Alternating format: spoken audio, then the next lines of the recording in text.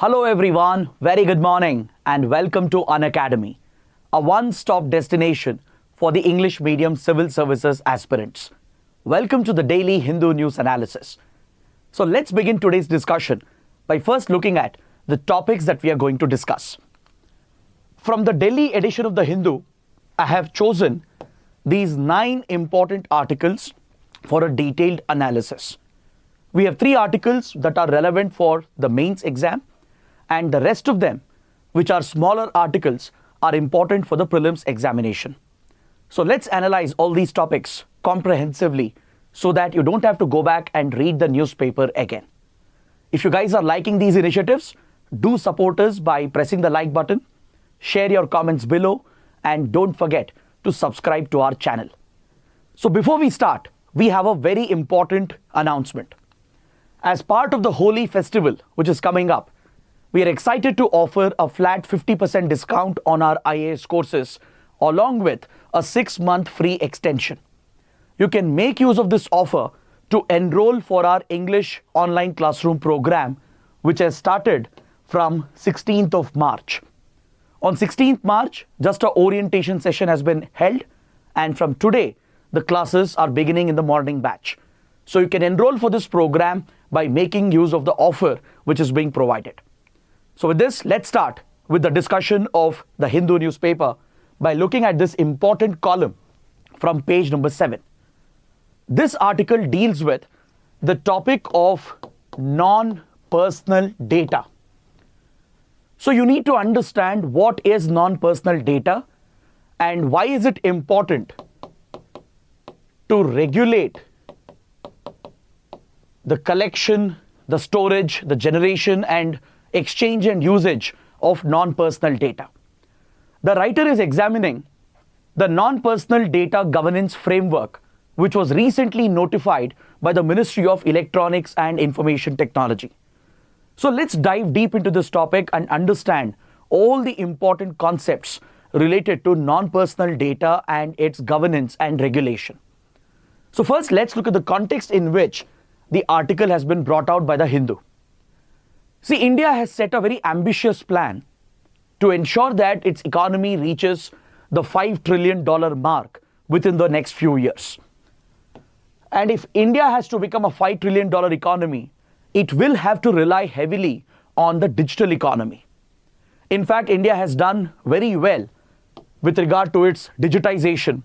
And compared to even other developed countries, India is said to be miles ahead as far as digitization of its economy is concerned. So obviously in a digital economy, in a economy which is largely based on the digital space, data will play a critical role in driving the future economic opportunities. So data will continue to play a pivotal role in driving India's economic growth. At the same time, the world is embracing AI technologies, artificial intelligence, which also is driven by data. So one thing is for sure, going forward, not just India, but the whole world will rely heavily on data. In fact, data is even considered as the new gold or the new oil, because that is the significance of data. And today it not only has economic significance, but it also has geopolitical significance. Because the one who controls data will control the future. So given that AI technologies are being adopted on a large scale, from public governance to private businesses, right? Even at community level, AI technologies are being adopted. Data-driven governance is being adopted by governments. Private businesses, startups, they're entirely building their business models based on data. So data will play a critical role, and hence it becomes important to protect, regulate and govern such data. So when we talk about regulation and governance of data, it refers to both personal and non-personal data. Data can be divided or segregated into 2 types. That is your personal data and your non-personal data. And it is very important to regulate, govern and utilize both forms of data, that is personal and non-personal. So this is where first you should understand the basics. you should understand what exactly is personal data and how is it different from non-personal data. So let's cover this conceptual discussion first, and then we will look at the regulatory landscape in India with regard to personal and non-personal data. Now, personal data is essentially any such data which is directly linked to the identity of the individual who generated that data. That is, if you use a certain data and if you can identify the person behind it, the living individual who generated that data, then such data which is connected to that person happens to be personal data. This is as per the definition of the General Data Protection Regulation, or GDPR, which is a regulatory framework of the European Union that governs the regulation of personal data in the EU region. Is that clear? Last year, India also has brought out a dedicated law, the Digital Personal Data Protection Act. The Indian Parliament enacted the Digital Personal Data Protection Act to regulate and govern personal data in the country, to promote data privacy. So even under the Indian law, personal data is defined as any such data through which you can identify the living person who generated that data. To make it simple, let me give you an example. Instead of sticking to these standard definitions, let's understand what is personal data through an example. Now let's say you're registered on a particular mobile application. Let's say it's a food delivery app, maybe Swiggy or Zomato, and you have opened an account. So obviously when you're registering, when you're opening an account, you're sharing your name, your age, your gender, your house address, right? Your email ID, your phone number. Or let's say there is a particular health app which you have downloaded, and there you are entering your personal health details as well, along with your personal biometric details. So any such data which is directly connected to that person, to that living individual, right? That happens to be personal data. So this could include your biometric details, from your DNA samples all the way till your iris scan, your fingerprints. If they are collected digitally and stored and transmitted digitally, that becomes personal data. Because by using that, we can identify who's the person behind the data. So the name, the gender, the location, the addresses, right? Email IDs, contact information, health attributes, sexual orientation of the person, all such data that we share with various digital applications, right? Through which you can identify who's the person behind it. Such data is personal data. Is that clear? So non-personal data essentially is the opposite. If you can't identify the person behind it, right? If all the personal traits have been removed, if they have been anonymized, then such data becomes your non-personal data. Let's say, for example, data related to an entire community or a particular region, or personal data from which the personal traits, the personal attributes have been completely removed, separated, and that becomes your anonymized data. So if you can't identify the person who generated that data, then that becomes your non-personal data. So again, let's compare the two. Let's understand the differences with another example. I told you that we have downloaded a food delivery app, let's say Swiggy or Zomato. We have registered ourselves, given all the personal details, and now I'm ordering the food that I want. So what is the personal data that I have shared? The personal data that I have shared is my name, my age, my address, right? And other personal attributes. So all this constitutes my personal data, through which the company which is collecting this data or anyone else who's looking at this data can identify that I am the person, the living individual who generated that data, who provided that data. So if you can make the direct connection between the data and the individual, that becomes your personal data. Now, in the same context, in this example, let us see what is non-personal data. Now, let us say Swiggy or Zomato, they want to know what kind of food are people ordering in a particular locality. They want to know what is the most popular food item in a city, or which is the most popular restaurant in a particular city.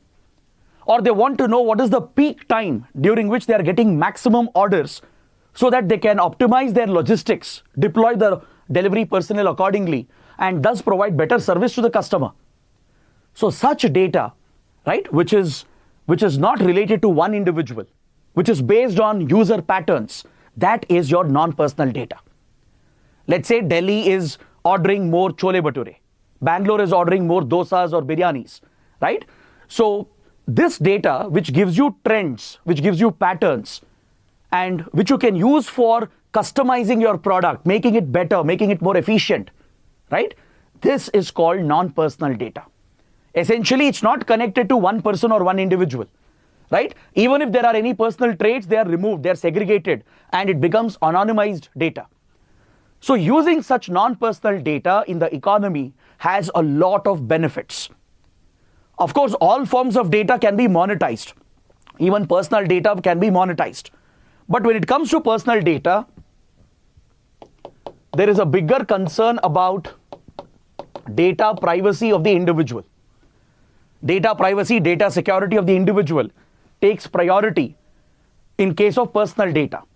So monetizing personal data is not so easy because there will be strict rules, regulations, and laws that prevent the unnecessary exploitation of personal data.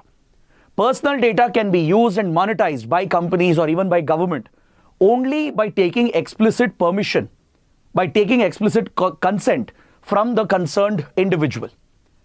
Now, if you look at India's personal data protection law that was enacted last year, it recognizes the individuals who are contributing the data as data principals.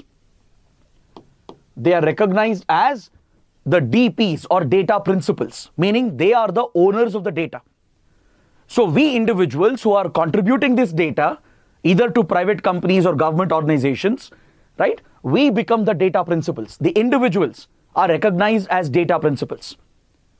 Whereas the intermediaries who are collecting your data, it could be private companies or even government organizations, those who are collecting, using, storing, transmitting, and exchanging your personal data, they are called data fiduciaries. This classification was recommended by a committee that was established by the Government of India, the B.N. Sri Krishna Committee. The B.N. Sri Krishna Committee, please make a note of this, is very, very important. It was established in 2017 to recommend a personal data legal framework to regulate personal data and to protect data privacy of our citizens.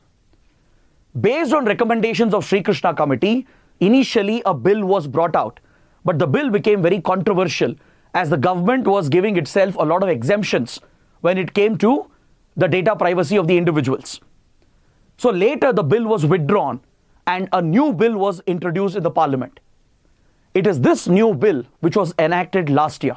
The Digital Personal Data Protection Act was passed last year by the parliament, and it is in a way based on the recommendations of the Sri Krishna Committee. The law that was passed also identifies data principals and data fiduciaries. Data principals are the individuals who are generating and contributing the data. They are treated as owners of the data. It is their privacy, their data security which has to be protected. And private companies and government organizations, which are the intermediaries collecting and using and processing the data, they are recognized as data fiduciaries. So data principals are given with a set of rights, like right to consent, right to be forgotten. And these rights, they have to be protected and upheld by the data fiduciaries. Basically, data fiduciaries have a few obligations on them. Their obligation is to ensure that the rights provided to data principals is protected at any cost. For example, a private company, which is a data fiduciary, cannot collect any data from an individual without their explicit consent. That is your right to consent. Then tomorrow, let's say you want all your data to be deleted. Let's say, in case of a social media platform, you want to delete your social media account, you want to quit, let's say Instagram or Facebook, you want to concentrate on your studies, right? Even after you delete your account, these social media firms, they might still retain some data on you. So you should be given the right to be forgotten. And if you exercise the right to be forgotten, the intermediary has to ensure that in a transparent manner, all the data that they have on you should be erased, should be deleted. So these are some examples. So such rights have been provided to data principals, and these are the obligations on data fiduciaries, both on private companies and also on government organizations. But however, the government has given exemptions to certain security, intelligence and law enforcement agencies on the grounds of national security. For example, Intelligence Bureau, NIA, Research and Analysis Wing, Enforcement Directorate and others, they will not be obliged to obtain your consent or provide you right to be forgotten, etc. Even the Unique Identification Authority of India, which maintains Aadhaar system, right? They are exempted from these provisions, so they have no obligations. So this is where a controversy came up, that government is exempting itself and only placing the obligations on private intermediaries, which could even be possibly misused to curb right to free speech and expression. What if government agencies pressurize the private organizations to compromise the data rights of the individuals in the name of national security? What if it is misused by ruling parties to target political opponents, media and critics? So those concerns have come up and they remain as well, but that is what the law provides for. So in India, as of now, personal data protection has been taken care of. So there is an act in place that provides for these basic provisions. The law is controversial, there is some criticism against it, but at least we have a framework, a legal framework, which can be enforced to protect personal data. So now what remains is non-personal data. So in order to regulate and govern non-personal data, the government had established another committee. Just like Sri Krishna Committee was set up to recommend a law for personal data protection, similarly, another expert committee was constituted by the Ministry of Electronics and IT in order to recommend a regulatory and governance framework for non-personal data. So this committee was headed by Chris Gopalakrishnan, one of the leading experts in the IT domain, one of the co-founders of Infosys as well. So under the chairmanship of Chris Gopalakrishnan, an expert committee was constituted to recommend the usage, the collection, the regulation, governance of non-personal data. Now let me explain what are the uses, the applications of non-personal data. In what ways can private companies and governments can use non-personal data to bring about socio-economic development? This is very, very important because utilizing non-personal data is essential in a digitized economy. If we have to transition towards a truly digital world, if we have to employ the benefits, advantages of artificial intelligence, data analytics, then it is crucial that we commercialize or monetize non-personal data. Is that clear? But while we are monetizing non-personal data, we have to ensure that there are no risks or concerns with regard to data privacy and data security. Understood? See, for example, government organizations, various ministries of the government departments, they can use non-personal data to understand the trends in the economy. For example, housing trends in a particular city.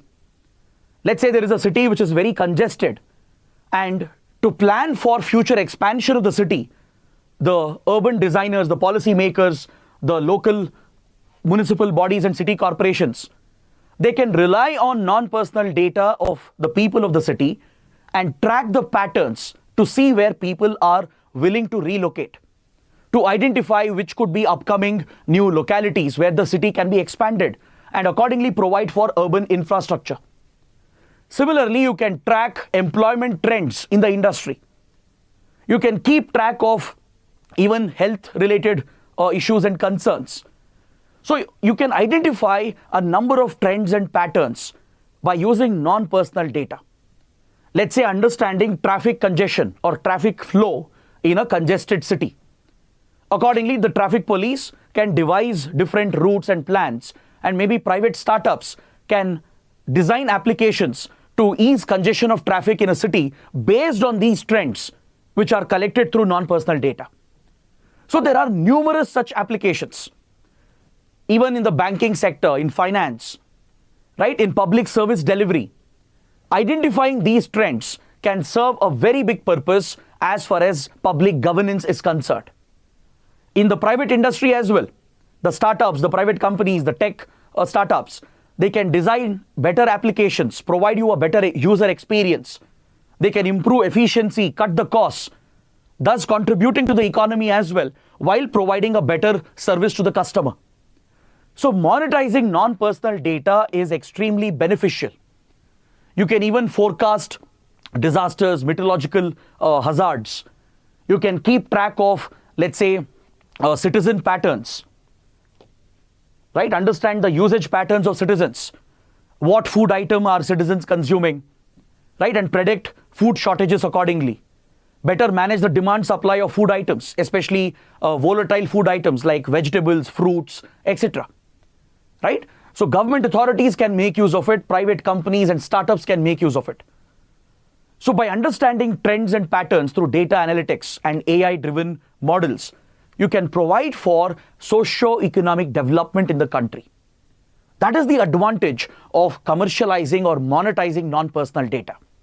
Here there is a lesser risk of compromising someone's data privacy or data security, because non-personal data is either anonymized entirely, it's been completely separated from personal data, or it's only giving you trends and patterns at a larger level and it's not directly connected to any one individual, right?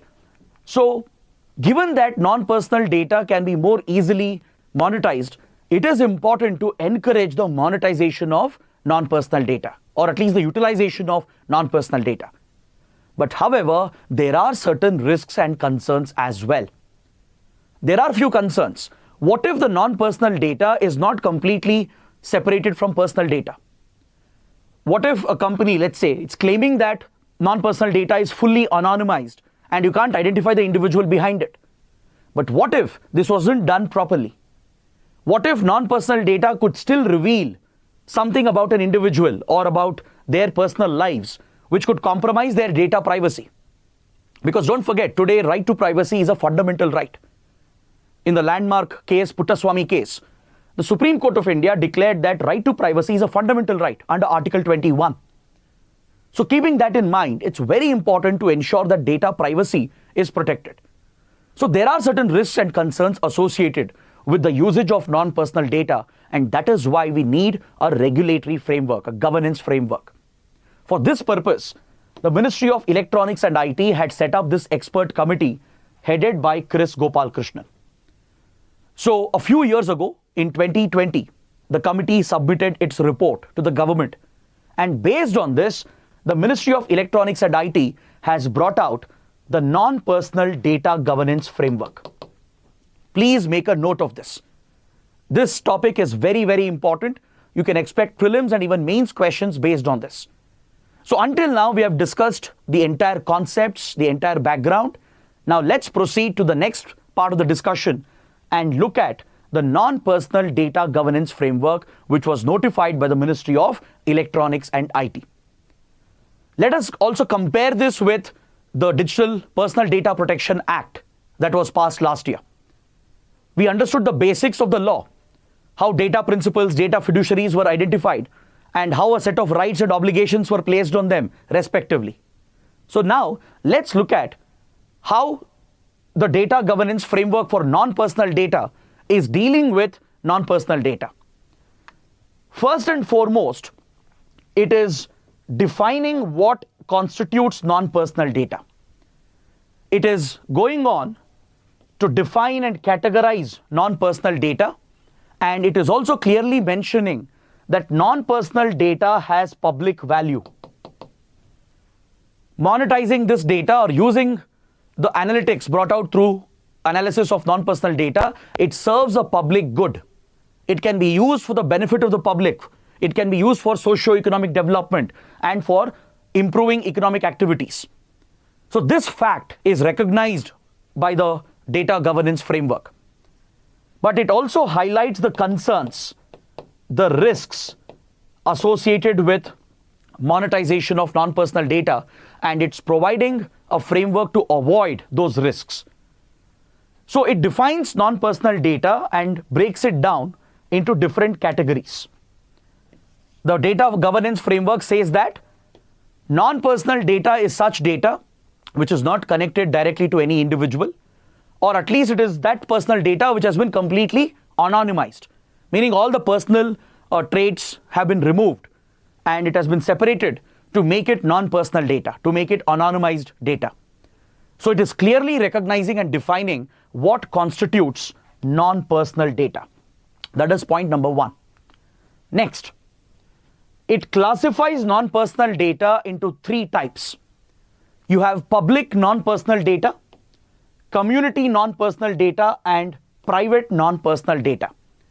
This depends on who is collecting the data. If it is a public organization or a government entity which is collecting and using and exchanging non-personal data, then such data is classified as public non-personal data. If at the community level, if data is being sourced and collected from a group of people, from a certain community, right, then such data falls under the community category. And if private companies are collecting non-personal data and using it, it falls under the third category, private non-personal data. So, three categories of non-personal data have been defined. Next, the framework clearly recognizes that anonymization technique is not necessarily perfect. As I told you, there are risks, there are concerns. There is no guarantee that anonymization is going to be 100% foolproof. There could be certain traits left behind in non-personal data through which you can still identify an individual, right? In that case, it becomes personal data. And if that is being monetized, that could compromise someone's data privacy. So the framework recognizes that anonymization is not 100% perfect. So there are risks, there are concerns, and hence it is important to protect sensitive personal data, and especially if there is any collective harm being caused to a group of people or a community because of the exposure of such data, or if there is any national security risk, or if there is any impact on our strategic interests due to the leakage of non-personal data. All such data will have to be regulated and governed. So it clearly identifies these aspects of potential risk, misuse, and concerns associated with usage of non-personal data. Then, the next point is very important. It is identifying three important stakeholders with regard to regulation of non-personal data. Now, when we discuss personal data regulation, there were only two stakeholders. Few minutes ago, we discussed about the Digital Personal Data Protection Act. I told you that there were only two stakeholders recognized, that is data principals and data fiduciaries. Correct? That was pretty simple and straightforward. But in case of non-personal data, there are three different stakeholders. The data governance framework for non-personal data says that there are three types of stakeholders. First, you have the data principal. And who is the data principal here? The data principal is not just an individual. The data principal could even be a community or even a company or even an organization. Anyone who is contributing non-personal data will come under the definition of data principal. Basically, they are the source. The data principal is the source. In case of personal data law, data principal was only individuals. Please understand the difference. In case of Personal Data Act, passed last year, data principal can only be an individual, a person. But in case of non-personal data framework, data principal can even be a community or even a company or an organization. Anyone who is contributing non-personal data, who is the source of that non-personal data, is recognized as data principal. All right? Next, we have a data custodian, the second stakeholder. Data custodian is the one collecting, using, transferring, and processing the non-personal data. So this could be a private company or even a government organization. These are the intermediaries. You can compare them with data fiduciaries with regard to Personal Data Act. So data custodian is recognized under the framework as an entity or an organization, both private and government, who is involved in collection, processing, transferring, exchange, and usage of non-personal data. So essentially, the data principals will have a set of rights. They will have a certain degree of protection, and data custodians will have certain obligations on them. They will be obligated to protect the non-personal data of data principals. It's very similar to how data fiduciaries are responsible for protecting the rights of data principals in case of personal data. But however, in non-personal data, there is another stakeholder. The third stakeholder is recognized as the data trustee. There is a data trustee recognized as well. A data trustee would usually be a government entity which is involved which is having complete oversight over a particular sector. Now let me explain this with an example. Let's say there is a health startup which has designed a health application which is collecting some non-personal data from users and companies and organizations. So in this example, all those who are contributing that non-personal data, they become data principals. This health startup which is designing the app, collecting the data, becomes the data custodian. So data custodian is responsible for protecting the non-personal data. But there can be a data trustee. In this case, it could be the Ministry of Health and Family Welfare. Why? Because Ministry of Health and Family Welfare is the nodal authority for the health sector in India. It has overall responsibility to ensure the well-being of patients in India. Ministry of Health has an overall responsibility to protect any health-related data. So in this particular example, the Health Ministry will become the data trustee. And data trustee can issue guidelines. It can set standards which have to be followed by the data custodian. Similarly, let's say in the agriculture sector, there could be agriculture-related startups which are collecting trends and patterns through non-personal data. So they are collecting data from farmers, from agriculture markets, right, from the back end of the supply chain, from private warehousing facilities as well. So data is coming from individuals and companies and organizations. So they are the data principals who are contributing the non-personal data. This agricultural startup, this company which is collecting it, becomes the data custodian. And Ministry of Agriculture, which is the nodal authority to look after the agriculture sector, becomes the data trustee.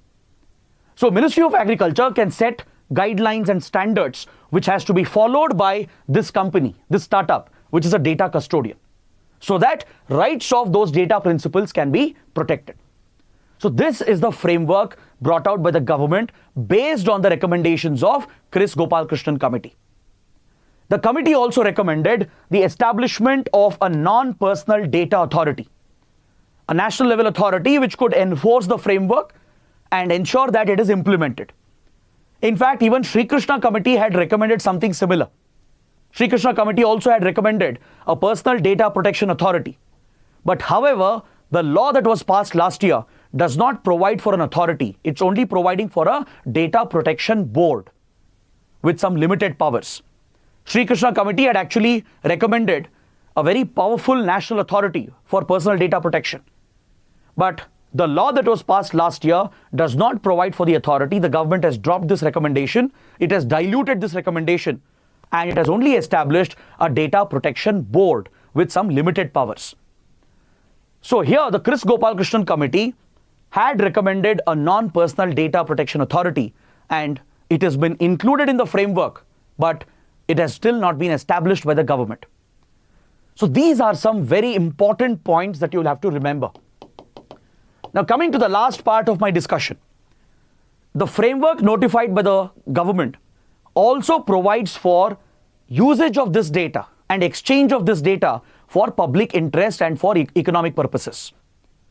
Non-personal data has a lot of commercial value and policy value in planning, in delivery of public services, in improving governance and administration, to improve efficiency in the economy, right? Non-personal data can be very, very useful.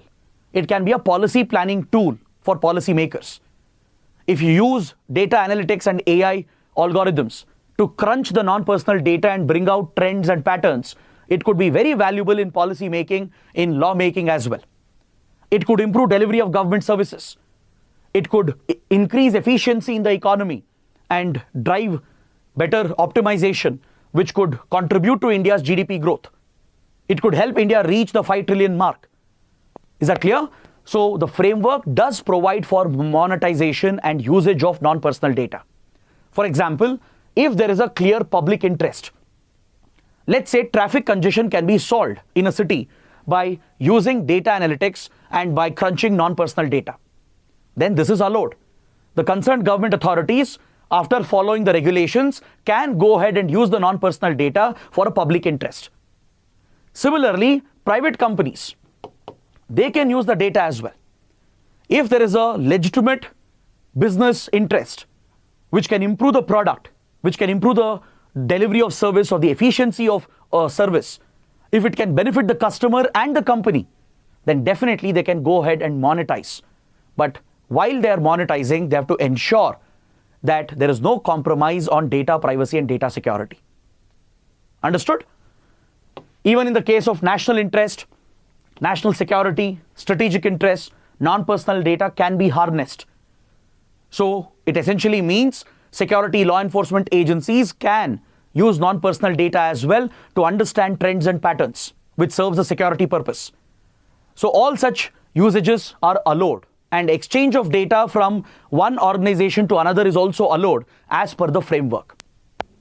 Understood? But however, the framework also provides for the exchange or the selling of data and sets some restrictions here. Let's say there is one private organization which is holding very valuable non-personal data. All right, let's say a cab hailing app or a cab aggregator. They've collected a lot of non-personal data which gives very important inputs about traffic in a city. Maybe this trend and pattern and this data can be useful in city planning, while let's say we are planning for transportation, mobility initiatives, right? Government is planning about buses or metro rail projects, or how to ease traffic congestion during peak hours, during office and school hours. This data by cab aggregators could be useful. Now this cab aggregator company can sell this data. We call this data exchange. Another party which is interested, let's say another company or some government entity, if they are interested in this data, they can purchase the data. So data exchange is allowed. Selling non-personal data is allowed as long as it's within the framework that has been put in place. The private companies are supposed to give the data. They can't hold the data to themselves, right? In a way, it ensures fair competition. It ensures that there is a level playing field and they can charge a fair amount. They can't charge whatever they want. It has to be non-discriminatory, fair and reasonable. Let's say one organization has collected important non-personal data which is giving vital trends and patterns. This data can be sold, it can be exchanged to another company or another organization, and they can even charge some amount for that. But this money that they are charging has to be fair, reasonable, and it has to be non-discriminatory. So this is a very vital provision that has been provided. It allows for data exchange to happen. And finally, it also talks about utilization and sharing of metadata. Metadata is also a type of non-personal data. Now you should know what is metadata. UPSC might ask in prelims, what best defines the term metadata seen frequently in news? And 4 options might be given. So unless and until you understand what exactly is metadata, you can never get the answer right. So please understand what is metadata. Metadata is essentially providing you information about other data. Let's say there is a set of data collected. A set of names and biometric details have been collected from a large group of people. Now, when was this data collected? At what date? At what time? From which location? Right? When was the last edit done to this data? Such information related to another pool of information. That is called your metadata. It is basically giving you information about other data. This is also a type of non-personal data which can be very useful in deducing patterns and bringing out analytics. This has wide application in the industry. It is very useful for government agencies as well. So this is what we call as metadata. Metadata is providing you information about other data. It's a type of non-personal data. So even this is recognized under the framework. Got it? So the writer does appreciate the new framework which has been introduced for regulating non-personal data.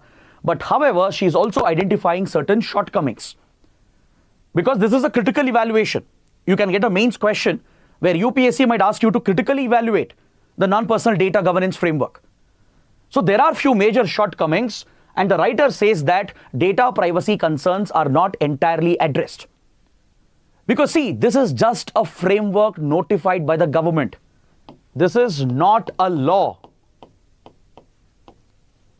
It is not an enforceable framework. There is no legal backing or statutory backing to enforce these provisions. If you went through the framework, if you concentrated when I was explaining, you would have realized that it is only talking about abstract concepts, about broad issues, general discussion on various issues. There is no specific provision that provides for penalties, that provides for some kind of disincentive on data custodians if they violate the framework. Now, what if a government organization does not follow the framework? What if a private company breaches the provisions and compromises data privacy? There are no penalty provisions, no disincentives. It does not provide for any implementation measures. So there is no enforcement. This is simply a guide. It is simply a reference for the industry, for the economy. But it has no enforceable provision. It is not a law. So this itself is a big drawback. It does not adequately address the data security risks and privacy concerns. And this could be exploited by the big tech companies. The companies which already have a dominating position in the market. Large social media firms, Meta, or let's say even Google, right? Or Microsoft or Apple or other big startups in India, which already have a dominating position in the market.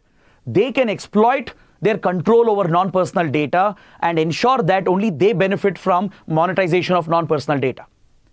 This could create an anti-competitive atmosphere. It could create an unequal playing field, which could affect smaller companies and smaller startups, while other big companies can retain their dominant position. It could even enable the rise of monopolies and duopolies. So that is a concern being flagged by the writer. The writer says that, what if non-personal data is imperfectly analyzed? What if the data analytic model, or what if the AI algorithm is faulty? What if it gives you wrong trends and patterns, and based on that policies are made and decisions are taken? Right? There is no consequence for that. Let's say, due to negligence, a government department has come out with an imperfect analysis. The government officials have not put their complete efforts. Because of pure negligence, they have brought out some imperfect trends and analysis, based on which policies have been brought out, decisions have been taken, and policies have been implemented. So obviously this will affect the people, right? In such cases of faulty decision making based on imperfect data analysis, there is no consequence for the government and also for the private sector. So this is another major flaw. So the whole framework has several gaps according to the writer. It's only talking about broad principles, objectives. It's only giving you an abstract. It does not give you the specifics. It does not give you the enforceable provisions. And especially the penalties, the disincentives are not clearly defined.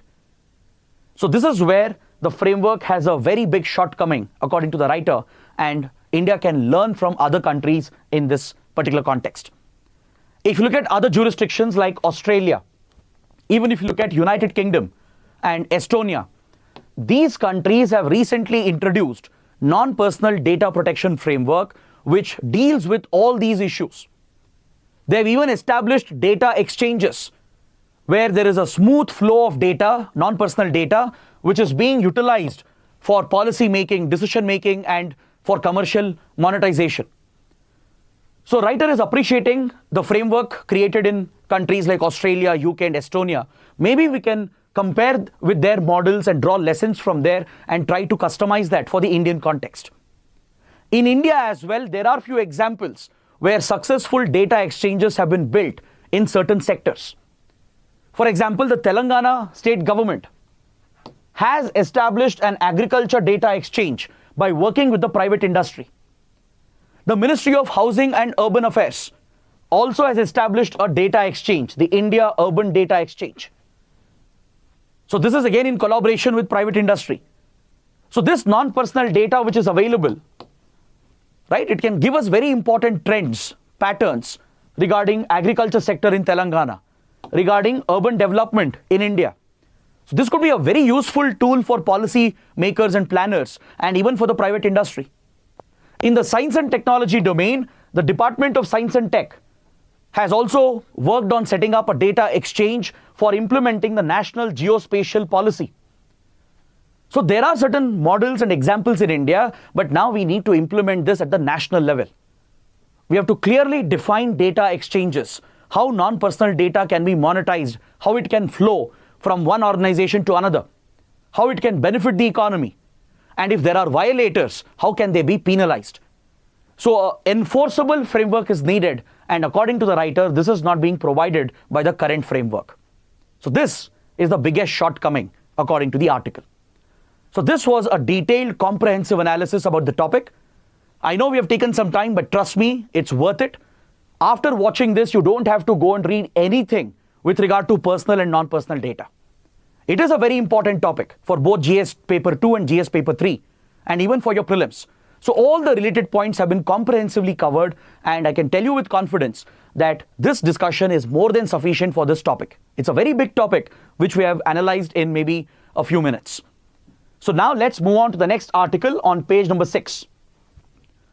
This column is talking about eliminating diseases. The writer is focusing on elimination of certain diseases, especially communicable diseases. Because as you know, communicable diseases, they can spread very easily and quickly in the population, and they tend to have a huge impact, especially on the weaker sections, on the poor people, marginalized classes. Communicable diseases have a devastating impact. We have seen the impact of COVID-19 pandemic and other deadly communicable diseases, including malaria, tuberculosis, and many others.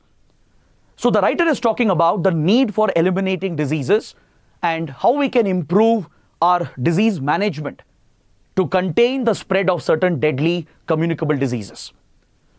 This topic is in news because recently it has been reported that the world is close to achieving the eradication of guinea worm disease. It was recently reported that guinea worm disease, which is infectious, which is communicable, we are on the verge of eradicating it. This is a very big achievement.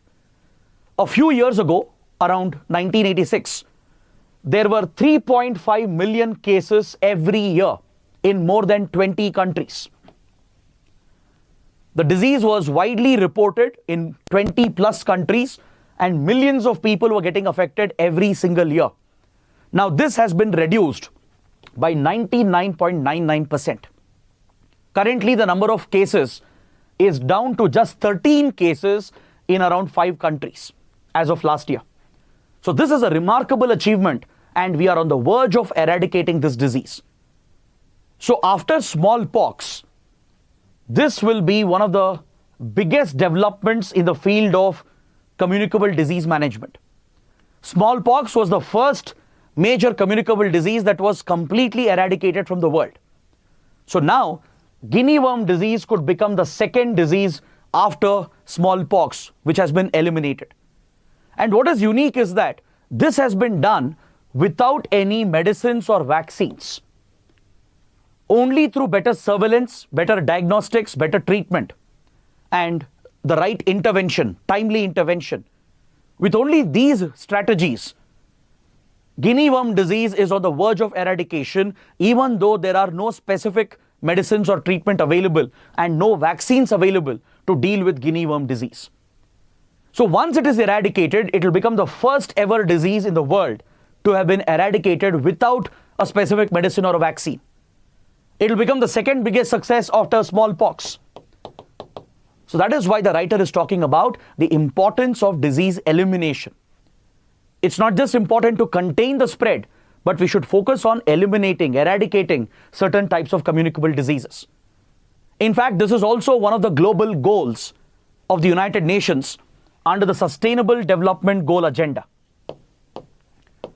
The UN has set an agenda for itself for 2030, and 17 goals have been identified called Sustainable Development Goals, or SDG 17. And the goal is to achieve them by 2030. And within these 17 goals, there is goal number 3, that is SDG 3, which deals with health and well-being. Sustainable Development Goal number 3 deals with health and well-being. There are few specific targets identified under this goal, which all deal with health-related concerns and health-related management. Like, for example, reducing maternal mortality rate, reducing the preventable infant mortality rate under the age of 5 years. But if you look at target number 3, it is fighting communicable diseases, right? So this is SDG 3.3. That is goal number 3 and target number 3. So SDG 3.3 specifically talks about eliminating and fighting communicable diseases like HIV, AIDS, for example, tuberculosis, malaria, and other neglected tropical diseases. They have been identified for elimination as part of the SDG targets. So countries like India bear one of the most significant burdens of these communicable diseases. For example, the TB burden in India is one of the highest in the world. Even the burden of malaria is very high in tropical countries and underdeveloped countries like India and African countries, etc. So it's very important to focus on complete elimination and eradication of some of these communicable infectious diseases.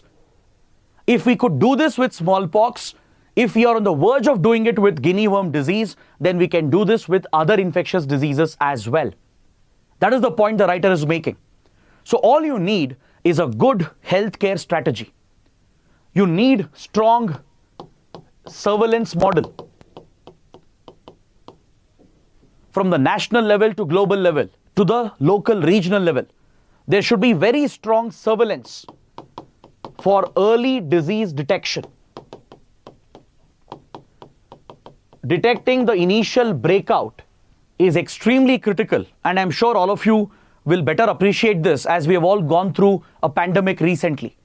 So early detection and improved surveillance from global level to local level is critical. From global level to your national level to local level, you need very strong disease surveillance tools.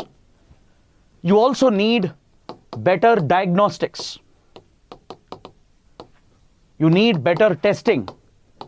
You need simpler, cost-effective ways of carrying out tests so you can identify the infected people. You need the right containment strategies. You have to implement the right containment strategies. So this could include contact tracing and, if required, quarantine depending on the type of disease. It will also require vector management, vector control, in case there is a vector which is carrying the pathogen, as in the case of malaria. Right? In the case of malaria, it's the mosquitoes, which is the vector. So vector management, quarantine, contact tracing, and other basic protocols, right? They are crucial in disease targeting and disease elimination. And of course, you need a strong pharma industry that can produce the right medicines, vaccines, and treatment. This is another important aspect. You also need very good local healthcare facilities, especially at the grassroots, at the regional and district level, right? At the level of every village, at the level of each city and wards in every city. You need strong local healthcare systems.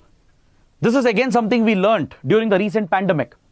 No matter what plans the union government comes up with or the state governments come up with, final implementation will be through the local authorities.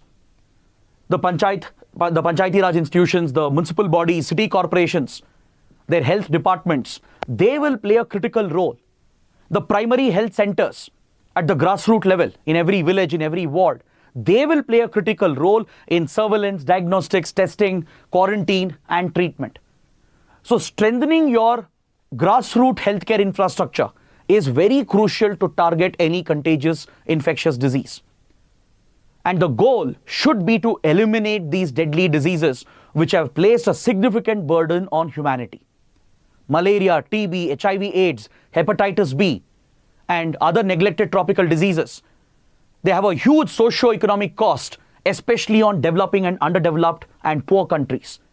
So that is why the writer is urging governments to improve their healthcare infrastructure so that we can concentrate on disease elimination altogether.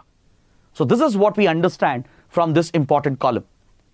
Next, we have an update regarding the Russia-Ukraine war on page number 10. According to the article, Prime Minister Narendra Modi has held a telephonic conversation with the leaders of both Russia and Ukraine. Recently, as you know, a so-called election was held in Russia. As expected, Putin he has won the election. He had almost eliminated all the opposition. He had extended his own term so that he could again contest and become the president. And virtually, Russia has turned into an electoral autocracy. But as is the practice, because of diplomatic niceties, India will, of course, congratulate the new leaders of any country. And Prime Minister Modi has called Putin to congratulate him on his electoral victory. So following this conversation, India-Russia relations have been the focus of this telephonic conversation. Both the leaders have discussed the close military defense relations that we have. They have discussed important groupings that they are part of, such as BRICS, the Shanghai Cooperation Organization, etc. But during this telephonic call, Prime Minister Modi has urged the Russian president to consider talks and negotiations to bring this war to an end. Following this call, he had a conversation with the Ukrainian leader, Volodymyr Zelensky, as well. And he has spoken to the Ukrainian president and urged upon the Ukrainian president to focus on talks and negotiations. And this is a message that India has communicated to both Russia and Ukraine. See, since the war began 2 years ago, India has taken a very neutral position with regard to the conflict. And on certain critical matters, we have sided with Russia. Like, for example, we have never criticized Russia for its illegal actions against Ukraine. Of course, Russia broke international law, right? It violated the UN Charter when it violated the sovereignty of Ukraine.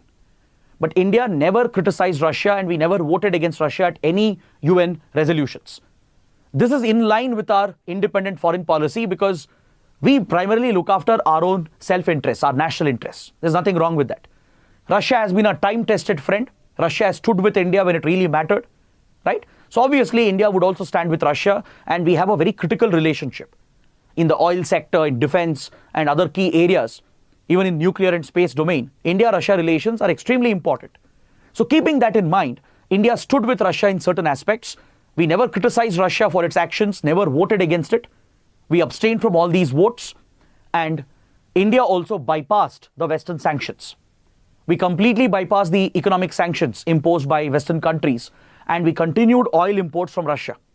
In fact, India became one of the largest buyers of Russian oil, right? And Russia has become one of the top oil suppliers to India. So India has basically maintained and even strengthened its relations with Russia over the last 2 years. But every now and then, Prime Minister Modi has urged Putin to end the war and to think about talks and negotiations. At least on 2 previous occasions, Prime Minister Modi had called upon Russia and he had said that this is not the time for war. When the global economy is already going through a crisis, PM Modi insisted that this is not the time for war and conflict, which was a message to Russia to end the war as soon as possible. So this is another instance where PM Modi has directly communicated to Putin that the war has to end. A similar message has been delivered to Ukraine as well, which again highlights India's position that we want a negotiated settlement. Of course, we won't interfere. We will never act against Russia. That is in India's interest, right? That will protect India-Russia relations, which is very crucial, right? India has taken the right policy decision as well with regard to what we have done, be it with Russia or Ukraine or the Western countries. It's been a fine balance, largely inclined towards Russia. But however, India's repeated urge to push both sides to end the conflict through talks and negotiations, it again shows what is our position, that we want the war to end, right? We want talks and negotiations to take place and there should be a negotiated settlement, because any further continuation of the war will only destabilize the region and it will affect India, it will affect the whole world. So that is what we take away from this update, because it's been some time that PM Modi had raised this issue directly, and hence I feel it's important to know about this. So this completes the detailed discussion of all the mains articles. Now let's quickly head towards the prelim section and look at the smaller articles in the newspaper. On page number 1, we had an article related to Assisted Reproductive Technology Regulation Act, or ART Act, passed in 2021. So this particular law is in news. So let's look at the context. Let's understand why the topic is in news. Some of you might know about Sidhu Moosewala, a very popular Punjabi singer, right? He was assassinated by a few gangsters. And following his death, his parents, who are senior citizens, who are very old, recently they had another child. He was their only child, right? He was killed. And recently it was announced by his parents, who are very old already, that they conceived a child through IVF, which is a type of assisted reproductive technology. So in India, assisted reproductive technologies like IVF is regulated by this law passed in 2021. As soon as this announcement came out and the news became a big sensation on social media and on the internet, the government authorities have taken note of the development, and they have examined how come such old parents were allowed to have and conceive another child through IVF. Because this is illegal according to the law. It's not allowed. There is a specific age limit for intending parents to use such assisted reproductive technologies like IVF to conceive a child. That is the provision I'm trying to highlight. Under section 21, it clearly specifies the age bracket. The intending parents have to be in the age group of 21 to 50. 21 is the legal age for marriage, right? And the maximum age is 50. So if the intending parents are above the age of 50, they can't be provided with assisted reproductive technology. They can't make use of IVF insemination and conceive a child. Why? Because if very old parents, let's say a couple who are 55, 60, 65 years old, right? Even though it's very difficult to conceive a child, through assisted reproductive technology, it might be possible in some rare cases, as in this case. So if they have a child, imagine at 60 or 65 years, when they themselves are very old, suffering from different diseases, what if something happens to them, and who will look after the child? The child's well-being, the child's upbringing could get affected, right? Old parents may not have a reliable source of income. Their health will be deteriorating. So, given the financial and health situation of the parents, they won't be in the right position to look after the child. This affects the well-being, the upbringing of the child, the safety of the child. That is the reason why there is a legal cap, a legal limit for intending parents. They have to be in the age group of 21 to a maximum of 50. Only they can make use of assisted reproductive technologies like IVF. So here the question is, how are the parents allowed to conceive a child? They are way above the age limit, both the father and the mother. And yet, the medical authorities or whoever was involved, they have allowed this to happen. So accordingly, government has issued notices and it is inquiring as to how this illegal breach was allowed to happen. So please note this provision, which is part of the ART Act. Is that clear? Next, on page number 9, the Hindu carries a very important article on some important emerging technologies. The article is referring to augmented reality, virtual reality and mixed reality technologies. I'm sure some of you would have heard about this. You would have experienced some of the technologies as well, right? I'm sure at least augmented reality is something all of us would have experienced. Virtual reality as well, some of us would have experienced. And mixed reality is another immersive technology which has come up. And these are new advances that are happening in the information technology domain. So let's understand what these technologies are. Because UPSC has asked one prelims question based on this topic. In a recent prelims paper, we had got this question. Please take a look at this question. This is from a UPSC prelims paper. There were 4 statements related to augmented and virtual reality, and you had to identify which of them are correct. So here I'll not give you the answer. I want you guys to take this as an exercise. I'll give you the explanation. I'll explain what is AR, VR and MR. Based on that, try and attempt this PYQ, which was part of a previous prelims paper. Mention the correct answer in the comment section below. So let's focus on what is virtual reality. What is VR? Now, have you seen the head-mounted sets that Apple, Meta, Google are designing? For example, Apple Vision Pro, Oculus, right? These headsets, head-mounted virtual sets that you see, they essentially are an example of virtual reality.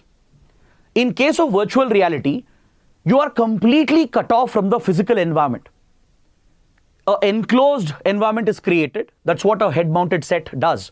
The moment you wear these head-mounted digital sets, right, it cuts off your visual experience of the outside real world. And you get to immerse in a virtual world.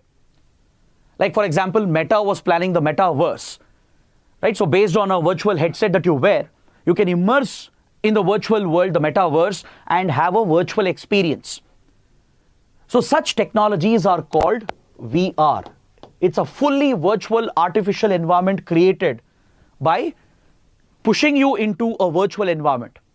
Either you wear a head-mounted set or you are introduced into a complete virtual space, right? Where you are cut off entirely from the real world, but it gives you a full immersive virtual experience. If you have ever used any simulators, there are few advanced simulators which have come up, right? Either flight simulators or even car simulators. They actually provide VR experience where you are completely cut off from the real world and you are fully immersed into the virtual world.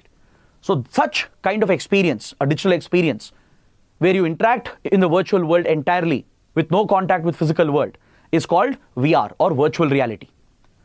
Augmented reality is when the virtual world is projected onto the real world. For example, if you're using Amazon or any other e-commerce app, right? When you try to select certain items, it gives you a AR experience. Let's say you select a certain product, right? You can open your camera and see how this product will fit in the space that you have. Let's say you're looking for a furniture, you're looking for a chair or a table, right? And you can project this onto the real world and see how it actually looks, how it fits in that space. You can try on clothes by using augmented reality technology, right? So this essentially is AR, where the virtual world is overlaid, the digital information is overlaid onto the real world. So this is AR, or augmented reality. You also have holographic projections, like where the virtual digital information is projected into real world and you interact with it in the real world. So that again is augmented reality. Mixed reality is a combination. It's a combination of your real world and digital world. It gives you an immersive experience while you can still touch and interact with the physical world.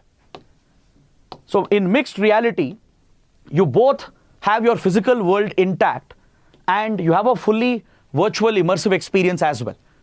So these technologies are called mixed reality, where your virtual digital environment is combined with the real physical world and you can interact with both of them. Like for example, let's say the digital projections are overlaid into the real world and you can use hand gestures, or let's say with a pinch of your fingers, right, or with rotation of your wrist, you can change the virtual information which is being projected, while the other hand can still interact with the physical world, right? So something like that, that represents mixed reality, which is a merger of the virtual and the real world. So these are the three different immersive technological experiences that are already playing a big role in the tech industry, right? So based on this, try and answer this previous question and give me the right answer in the comments below. Next, we have another article on page 12. The government of India has notified PIB fact check as the designated authority for checking fake news against any government schemes or against any government entity.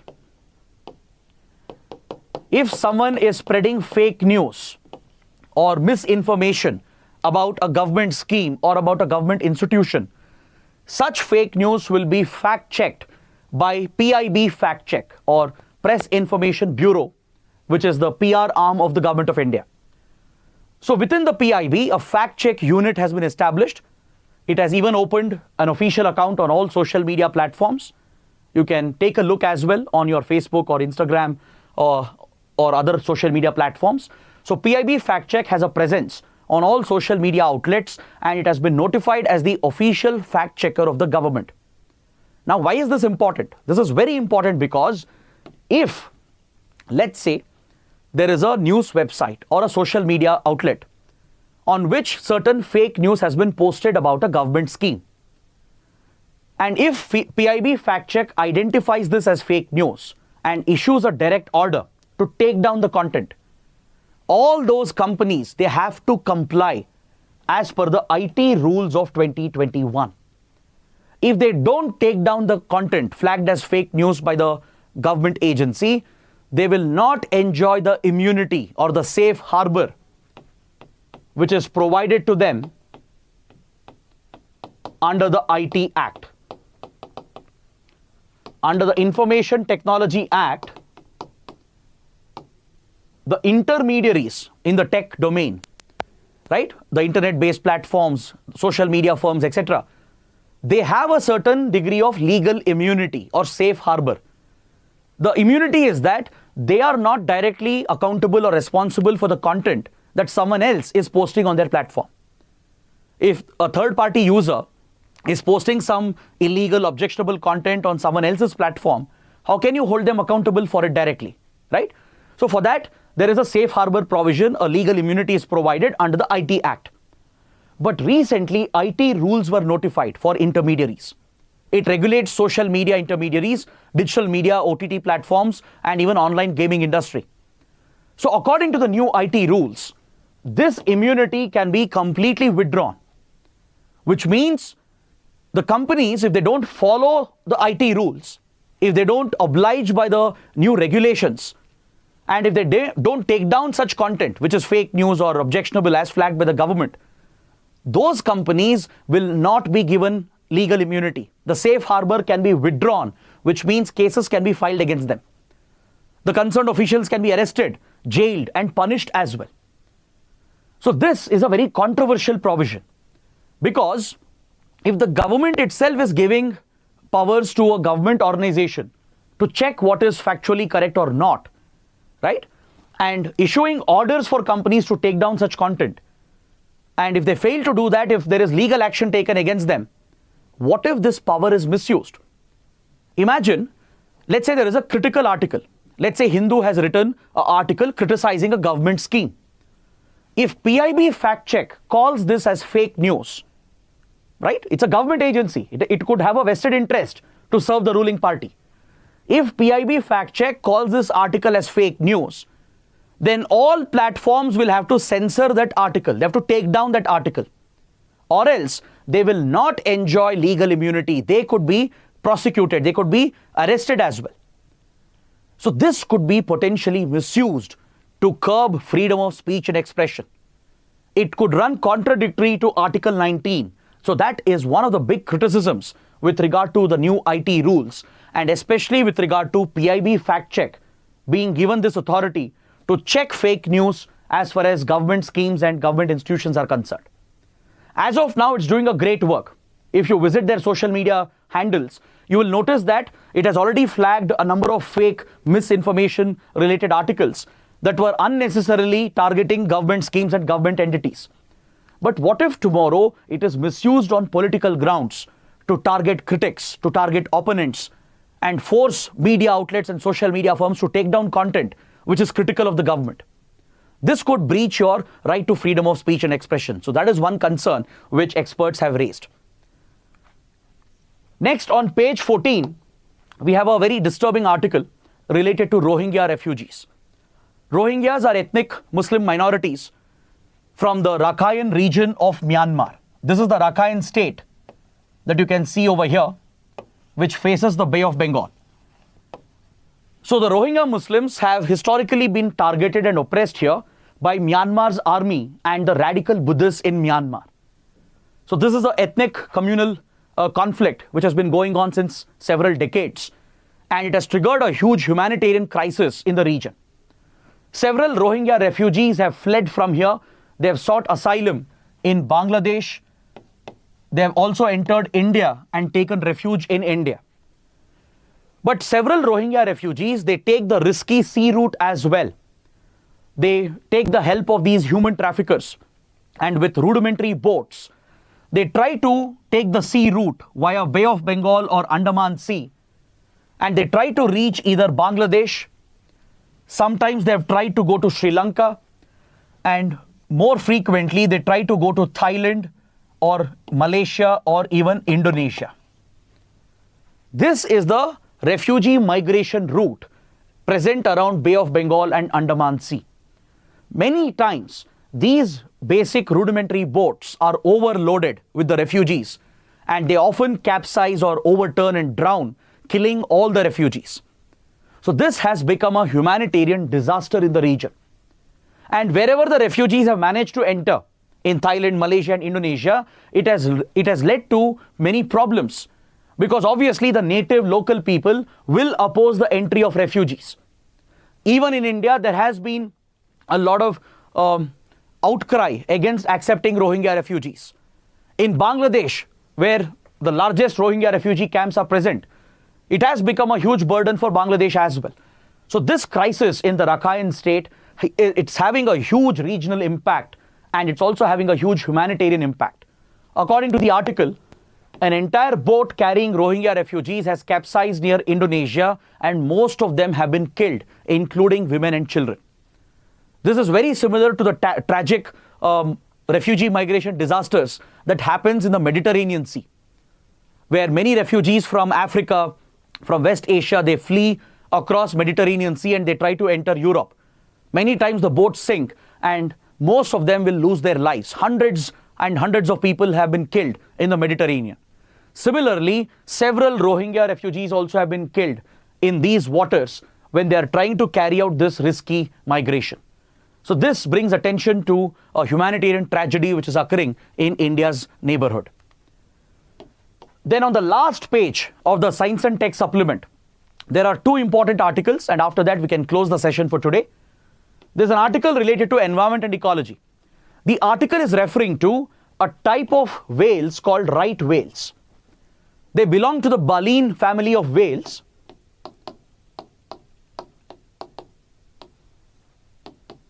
They are very unique in their appearance. They are present in certain regions of the world, like the North Pacific, North Atlantic, and the South Pacific. There are 3 different subspecies of right whales. You have the North Pacific right whale, North Atlantic right whale, and the South Pacific right whale.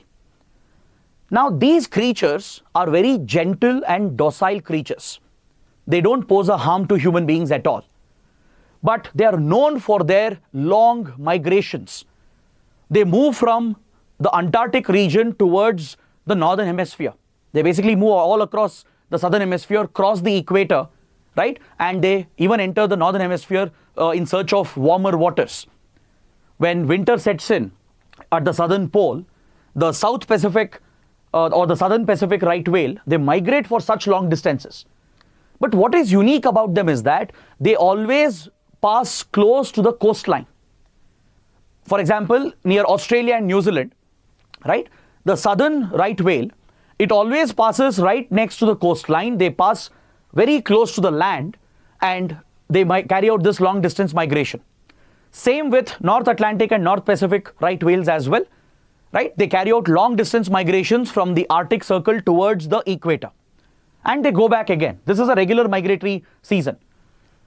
So this is something that's unique about the creature, but they're very docile, they're very mild, and they don't pose any threat. So as a result, they become a preferred species for hunting.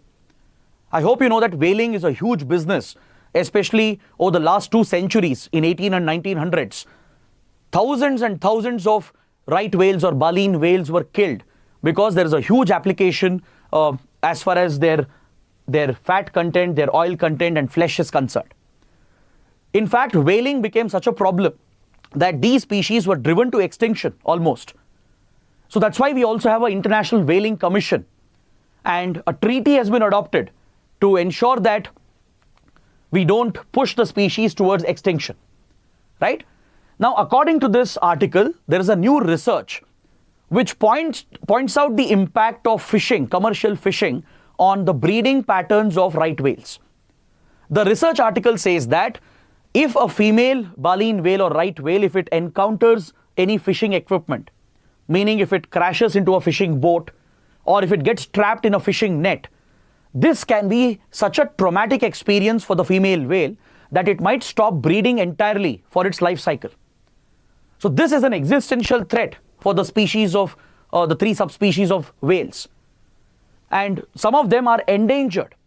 If you look at the North Pacific and North Atlantic right whales, they are considered endangered on the IUCN Red List. The Southern Pacific right whale, even though it is of least concern on IUCN Red List, it is considered as critically endangered in Australia and New Zealand.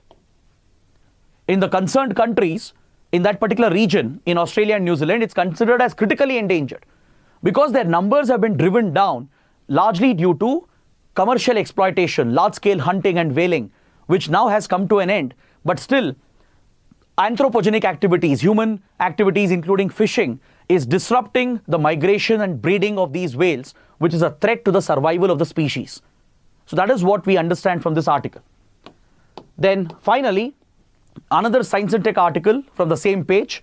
It's referring to NASA's DART mission that was carried out in 2022. The DART mission was essentially focused upon targeting an asteroid called Dimorphos. It was an experiment to deflect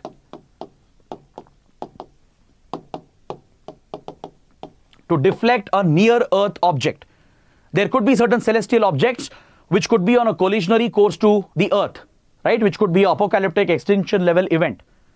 So to deal with any such extinction level events, NASA has planned a special program, a near-Earth program, under which the DART mission was carried out as a trial, as a test. So the DART mission was designed to impact with the asteroid Dimorphos and to deflect it off its path so that it will miss the Earth by a big margin, thus ensuring the safety of the Earth. Of course, it didn't have any high risk of colliding with the Earth. It only had a very marginal chance, but it was chosen as the perfect candidate for a test of an asteroid deflection experiment. A recent study has shown that the DART mission that collided with the space rock, it not only deflected the asteroid and changed its orbit and axis, it even caused a significant dent on the surface of the asteroid. So that is a new finding. So I'm just pointing out the space mission. Even though it's an old topic, UPSC can still ask you what was the purpose or the objective of NASA's DART mission. So just make a note of this, and that's what we can take away from this article. So with this, I conclude my discussion for today. We have completed all the important articles. Now please take a look at the mains practice questions, which you can use for your answer writing practice. So I hope you guys have liked the discussion today and understood everything. Do let me know what you think in the comments and press the like button, and don't forget to subscribe to our channel. That is it for today. Thanks for watching. We'll see you tomorrow.